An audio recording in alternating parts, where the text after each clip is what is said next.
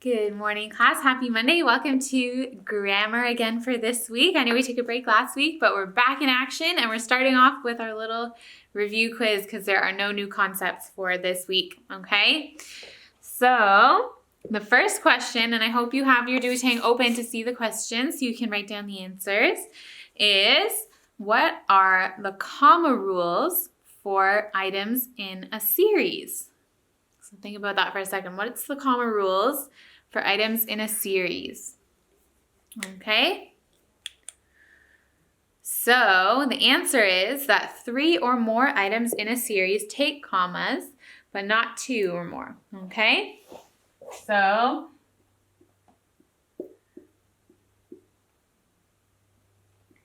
three or more items in a series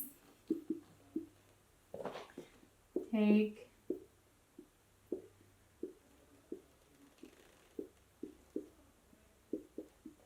commas, but not 2 or more, okay?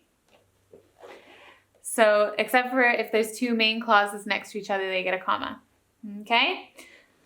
So, put the comma before the coordinating conjunction, okay? Never after. All right, so that's our first rule.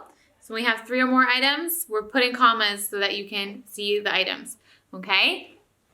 All right, the second question is, what is the comma rule for a number 5 clausal opener? So this is when we have the AC. Okay, and the answer is commas. Always use commas after a number 5 clausal opener, even if it's short.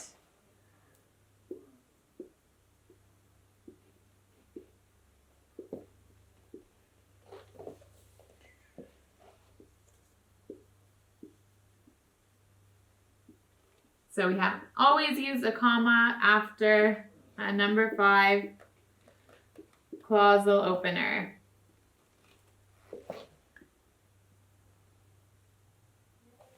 Even if it's a short one, okay? So those are the 2 review questions, and there are some words from your vocabulary list that I want you to review as well. So we have lucrative, succulent, nettled, conceited, stoop, dub, thrash, and alacrity. So if you don't know these words, have a look in your vocab. Even if you do look at them, you should probably, or know them, you should look in your vocab and just remind yourself the definitions that we've written down. Okay, and that is your little lesson for today. So pause the video here and now so that you can work on your day 1 sentence, and then we will have a look at it together. Okay, so pause the video here and get started before coming back to join me.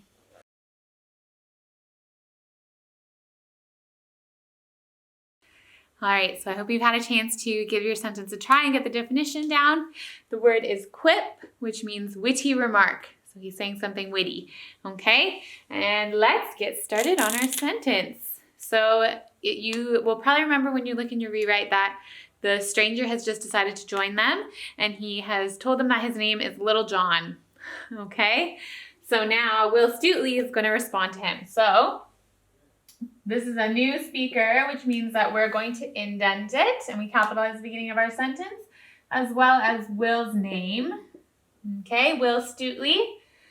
And we're going to start off with what the note is telling us to do. It says, in your rewrite, combine the first 2 sentences with a who clause with commas, okay? So these are the first 2 sentences. So it goes, Will Stutely spoke up. He enjoyed a humorous quip. Okay, so we're going to take out the he because that's going to become our who, right? Because we don't need to repeat the he. So we'll put who here. okay, to replace our he, but then we're also actually going to move the spoke up, okay? Because this part is the part that says who enjoyed a humorous quip is where the commas are going to fit. That's the who which clause, okay? So we have to scoot the spoke up part down to here, okay? So that it will say, Will Stutely, who enjoyed a humorous quip, and then we'll replace that with a comma, spoke up. Okay? So we'll tuck that in right there. Okay?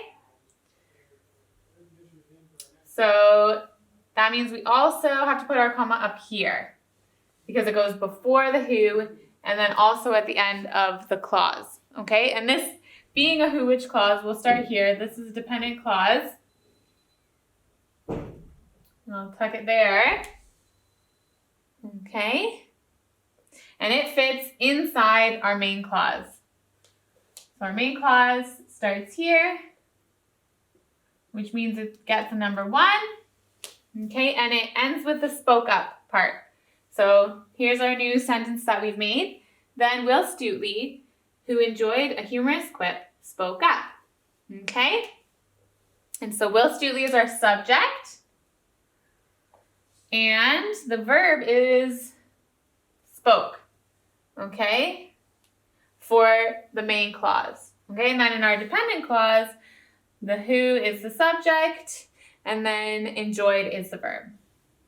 Okay, do you see how that works? We got a little bit of inception going on there, but there we have it. There's the beginning. And now he's going to start talking, right? It says he spoke up. So he starts talking, and the note tells us that he doesn't finish talking. So we're going to leave the quotations open. But I'm going to tuck them here, and sorry, we are a little tight on space here. Okay. But we'll start that off. And remember, we have just a comma instead of a period now. And he says, "No, little stranger, I do not like your name." So he's addressing the little stranger. And when we have an NDA like that, we put commas around it. Okay, no, comma, little stranger, comma. And then this is where our clause actually starts, because this is a little clause of address. Our main clause will start here. Okay, and I'm going to capitalize I, as we do. Okay, and he says, "I do not like your name." So, like is the verb, and then but would not have it any other way. So because there's no second subject, we just have a couple more verbs that we're going to label. And that actually will be our whole clause then. Okay, because the subject is will. Okay, so you see how that works? Oh, and we've got do as a verb as well.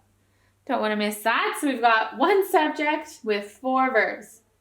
Okay, so I do not like your name, but would not have it any other way. The your is our regular Y-O-U-R. Okay, and we'll give him a period to end the sentence. And then we have a coordinating conjunction here. Okay, and that is today's sentence.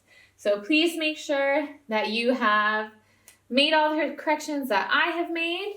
Okay, especially our who which clause that we had to make together. And when you're doing your rewrite, make sure that you indent as well. Okay, so we've got lots of capitalizations. Don't forget your little quotation marks here. And the who which clause that we have corrected. Okay, and that will be grammar for today.